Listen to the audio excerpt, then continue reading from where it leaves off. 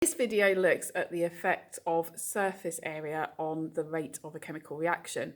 Here we have 3 different surface areas of marble chips, and you can see that we've used a balance to record the mass of marble chips, and we are using the same mass for each of the chips. Here we have the setup to record the rate of reaction. I have got a gas syringe which has a delivery tube on it, which I will put in the top of the conical flask. In the measuring cylinder, we have got 10 centimetres cubed of hydrochloric acid at 1 molar, and we have our stopwatch to record the time. We're going to be timing how long it takes to produce 100 millilitres of gas. So we put the acid into the conical flask and start the stopwatch. This will time how long it takes to produce the gas.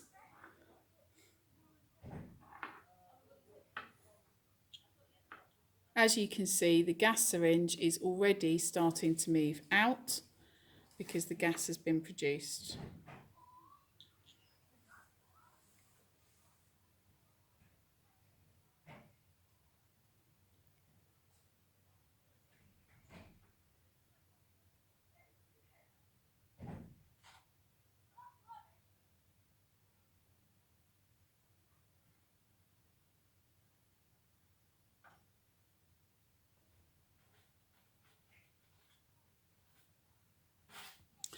Okay, so 7 minutes have now elapsed, and you can see that it's taken 7 minutes and that the gas syringe is now out at 100.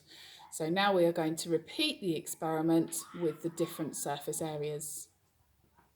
Yep. So we're repeating the experiment in exactly the same way, pouring in the acid and starting the stopwatch. Now, you will notice one of the key things you must make sure you do is that you push the gas syringe back in so that it is 0. This is one of the most common errors in this practical. You can see here that this one appears to be bubbling much faster than the other one, and this is the small chips. So the first one was the large chips, and this is the small chips. As you can see, this one is much quicker. It only took 4 minutes to complete to 100. We're now going to complete the final practical where we look at powder. So now we're going to do the powder exactly the same way. Put it in, start the stopwatch. Now you can see here that this is bubbling massively more than the others, and remember that powder has the largest surface area. Now this reaction has completed and it took only 44 seconds. However, you will see that the gas syringe is not actually at 100. One of the major errors in this practical is that because this is such a quick reaction, that you lose some of the gas before you put the rubber bung into the conical flask. And so for this practical, we haven't produced 100. Okay, so here we have our results. We've got our large, our medium and our powder. Now normally you would obviously repeat this experiment 3 times so that you could take an average, and remember you should always exclude any anomalous results. The other thing that the exam boards can ask you to do is to calculate the rate. Now in order to do that, you do centimetres cubed divided by seconds. So for this one it's 100 divided by 420.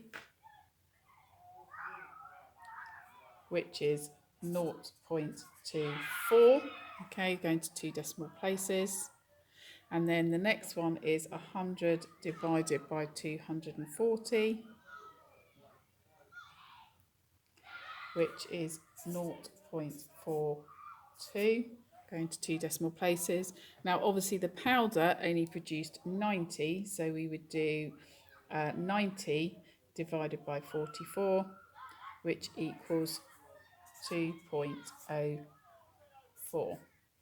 So you can see that the rate for the powder is a lot faster than the rates for the medium marble chips and the large marble chips.